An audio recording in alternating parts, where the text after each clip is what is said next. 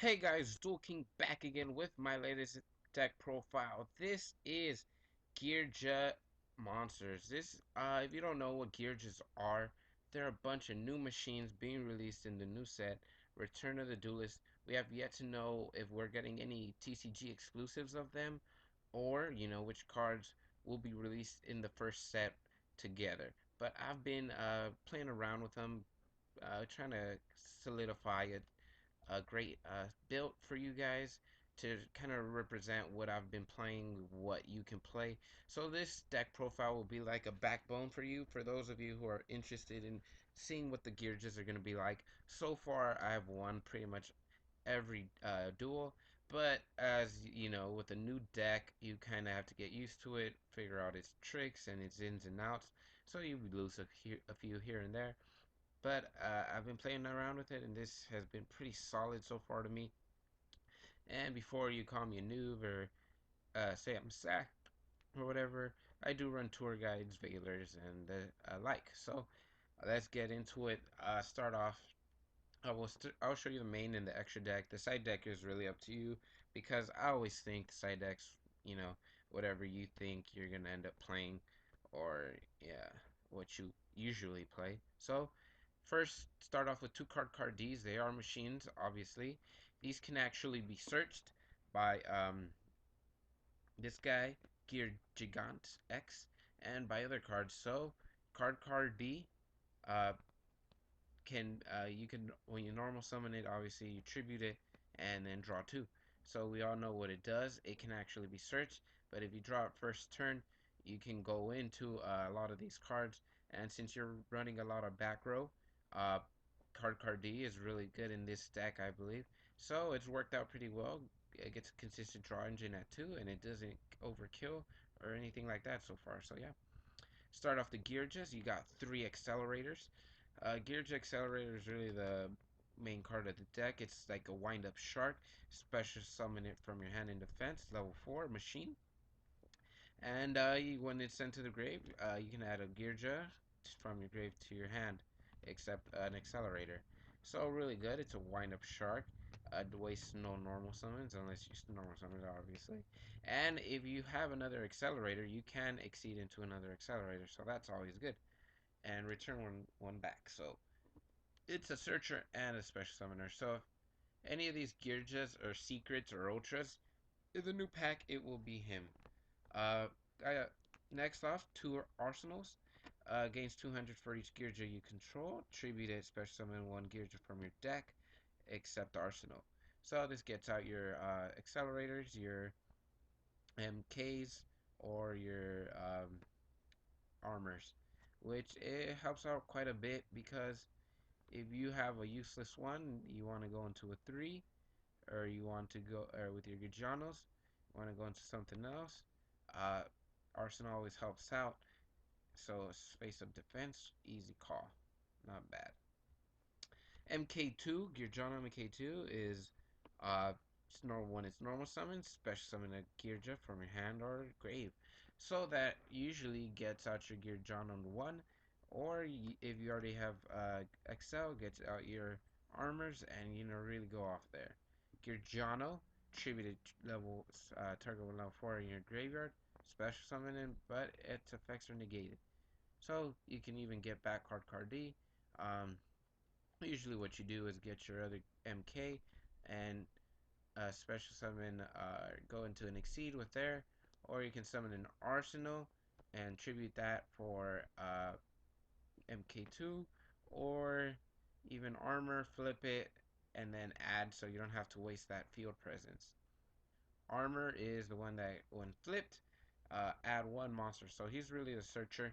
Big defense, gets you know, over the Thunder King's alias and stuff like that. So he's your big boss daddy. I run two, as well as two Geargiano because I run two of each of Geargiano and Arso because of the tributing.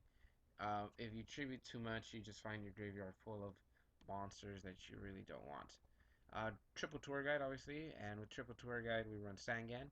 This is just to get into the other exceeds faster, quicker, and search through your deck to get these guys out. Triple Veiler. Obviously, it's staple in the meta right now. Gores to stop OTKs if you don't draw well. Pot of Avarice, you search through these monsters like nothing. Usually within like 3-4 turns, you already have those monsters in the grave. Two dualities, just in case you need to go off a little bit and hold off. Well, I run one lance because sometimes your monsters are a little bit weaker. So you run that card just to get over like pesky Dino-rabbits and Chaos Dragon builds if you can't destroy them already.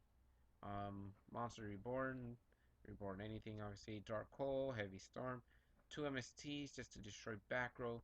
Foolish Burial, I'm running this card right now. Think I might cut it out though, but it's been working most of the time. It gets your Geargias in the grave or whatever you need, your accelerators. Because with MK2, you can summon your monsters like Armor and Geargia from the grave, and Foolish Burial really helps with that, and you could even summon Accelerator, so that's really great, gets that little combo going off. So, but right now, I'm still iffy on it. Two Torrentials, obviously destroy their monsters. Solemn Brigade, we all know what it does. Call of the Haunted lets you go off a little bit. Gearges are going to be almost like Inzectors, except they don't have the destruction power. They just go off every turn almost. Mirror Force, this actually saved me a game just before recording this. Destroys, you know, I played a really competitive 6-Sam deck. The guy was like I had 200 life points. He had like his best moves. He had a Brio. He had Acid Golem. He had Shien the turn before that and stuff. And I was down to 200 life points, and I had the Geargia monsters, and I just mirror forced him, and that was it. So I still think Mirror Force is one of the best cards in the game. Two Fiendish Chains, and Starlight Road to protect all your back row. So extra deck Brio, Catastor, and Stardust, all you run.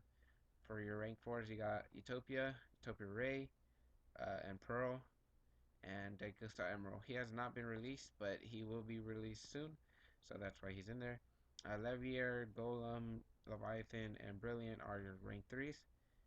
Miststorm is the other synchro all the way back here. Fairy King Alfred is a really good card because he has not been released yet, but since most of your monsters are Earth, you can detach an Exterior, and all current non-Earth lose 500 attack. So that's pretty much your monsters gain 500 attack. Your gear just become that much better and stronger against other monsters. And Alfred gets at 2800. It would practically be like 2800. And the big daddy of the deck, Gear Gigant X. He adds a level 4 machine type. He's like a wind up factory in and of itself.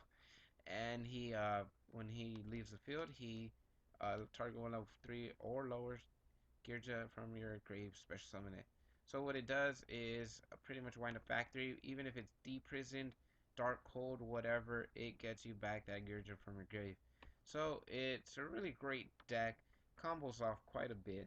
It still needs to work on a bit. I mean, just to see how the meta changes from here on to the actual release of this pack and when these decks start becoming popular. So tell me what you guys think about the deck.